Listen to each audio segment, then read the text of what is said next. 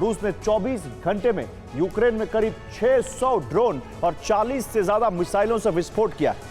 रूस के इसी हमले के बाद ट्रंप के शांति प्रयासों को बड़ा झटका लगा है। सवाल यही है कि रूस ने यूक्रेन में इतना बड़ा हमला कर क्या संदेश दिया है और इसका परिणाम क्या होने वाला है।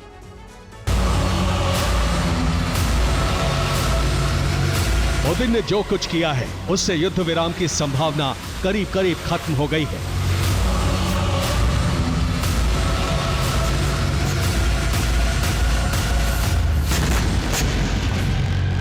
यूक्रेन में पुतिन सेना ने विनाश की जो आग भड़काई है उससे ट्रंप के प्रयासों पर पानी फिर सकता है। युद्ध की ये वो भयावह आग है जिसकी वजह से शांति वार्ता विफल हो सकती है।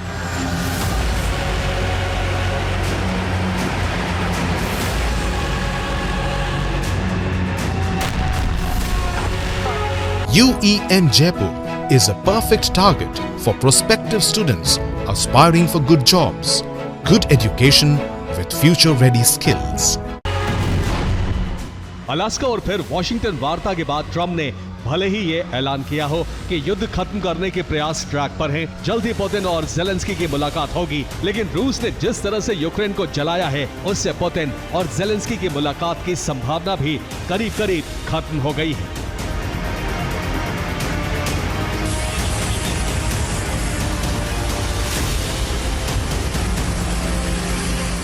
ट्रंप के शांति प्रयासों को सबसे बड़ा झटका तब लगा जब रूस ने यूक्रेन में इस साल का अब तक का सबसे बड़ा हमला कर दिया।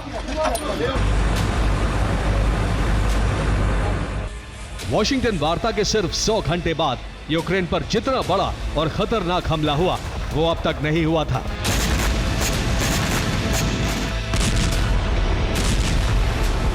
रूस ने इस साल पहली बार जल थल नभ से एक साथ यूक्रेन का संहार किया।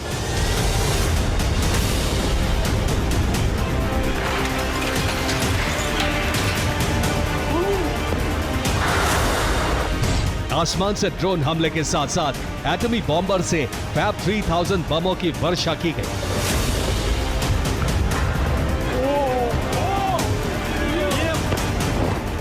रूस ने यूक्रेन पर 574 ड्रोन फायर किए। इतना ही नहीं, 40 मिसाइलों और 15 बमों से विस्फोट कर यूक्रेन को पूरी तरह से दहला दिया।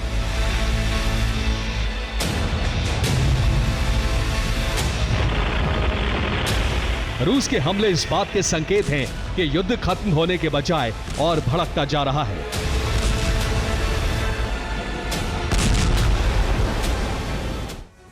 तो डोनेस्क पर रूस पूरी तरह से कब्जा करना चाहता है और इसके लिए पुतिन ने डोनेस्क में नई सुरक्षा दीवार तैयार कर ली है। डोनेस्क के 90% भूभाग पर रूस का कब्जा है। डोनेस्क के 10% इलाके पर कब्जे के लिए रूसी सेना भीषण हमले कर रही है। रूसी सेना डोनेस्क में सैन्य छावनी बना रही है। पुतिन की सेना डोनेस्क छोड़ने को तैयार नहीं है। रूसी सुरक्षा दीवार से यूक्रेन की मुश्किलें बढ़ गई हैं। पुतिन के प्लान से डोनेस्क में यूक्रेन की वापसी के सभी दरवाजे बंद हो गए हैं। तो सवाल यही है कि क्या अब यूक्रेन के पास सरेंडर करने के अलावा कोई और विकल्प नहीं है? अब हम आपको इससे जुड़ी रिपोर्ट दिखाते हैं।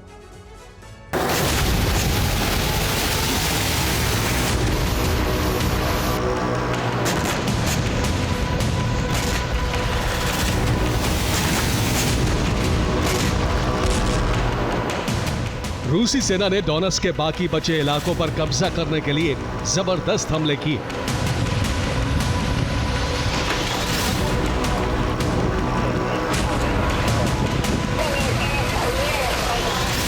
डोनेस्क में रूसी सेना ने ड्रोन हमला कर यूक्रेन की सैन्य टुकड़ी को तबाह कर दिया।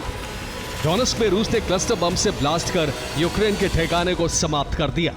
रूसी सेना ने फैब 3000 बमों से यूक्रेन की ड्रोन लॉन्च साइट को नष्ट कर दिया। रूसी सेना ने डोनेस्क के 2 नए इलाकों पर कब्जा कायम कर लिया है।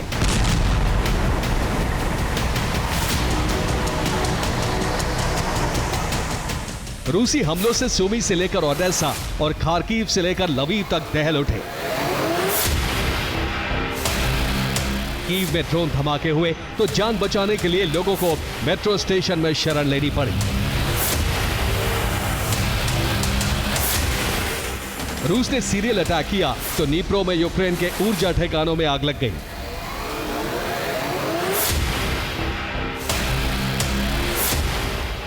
चेर्निहिव में रूस ने यूक्रेनी सेना की टुकड़ी पर फैब 500 बमों की बरसात की।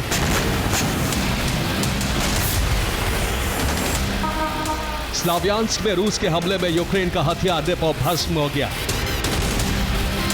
खार्किव में रूस के हमले में कई इमारतें बर्बाद हो गई।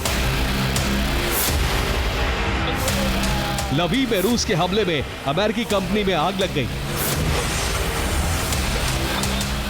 सुमी में रूस ने यूक्रेनी फोर्स के 3 ठिकानों को तहस नहस कर दिया।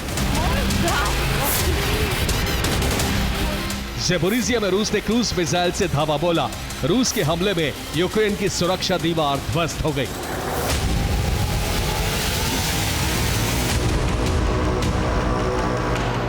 रूस ने जल, थल और नभ से हमला किया तो यूक्रेन के कई शहरों में काफी देर तक अलर्ट अलार्म बजता रहा।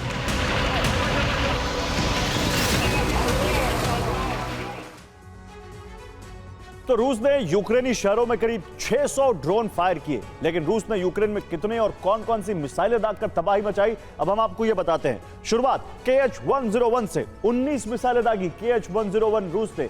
उसके बाद कैलिबर मिसाइलें 14, किंजल 4, इस्कैंडर 2 और ये मिसाइलें जो दागी हैं रूस ने, वहां पर आप देखिए एक जिरकॉन मिसाइल भी दागी है और कुल मिलाकर 40 मिसाइलें हैं जो रूस ने यूक्रेन पर दागी और बहुत बड़ा अटैक किया। तो सवाल यही है कि अगर पुतिन ट्रंप की बात नहीं मानेंगे तो अब ट्रंप का अगला प्लान क्या है? क्या वो यूक्रेन को रूस में हमले की छूट देने जा रहे हैं इस हमले के बाद? अब इसे भी समझने की जरूरत है।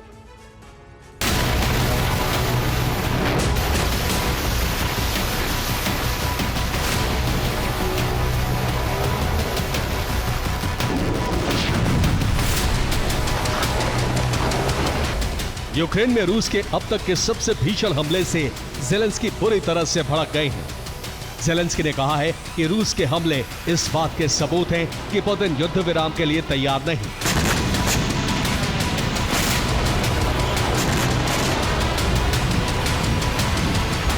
ज़ेलेंस्की ने रूस पर कड़े प्रतिबंध लगाने की भी मांग की है, लेकिन इन सबसे बेपरवाह पुतिन अपने मिशन को अंजाम तक पहुंचाने में जुटे हैं।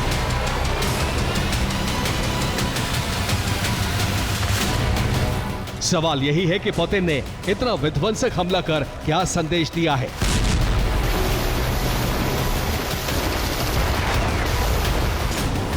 क्या वॉशिंगटन में यूरोप का यह कहना कि यूक्रेन अच्छी जंग लड़ रहा है और उसे जंग जारी रखने के लिए मदद दी जाए, इस बात से भड़के पुतिन ने नया बारूदी अभियान शुरू कर दिया है?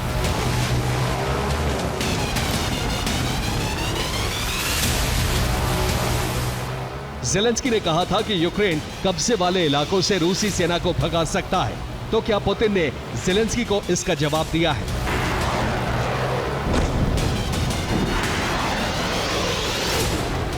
क्या पुतिन रूस के खिलाफ नेटो की बैठक से भड़क गए हैं? रूस के इस हमले के पीछे एक नहीं बल्कि कई कारण हैं।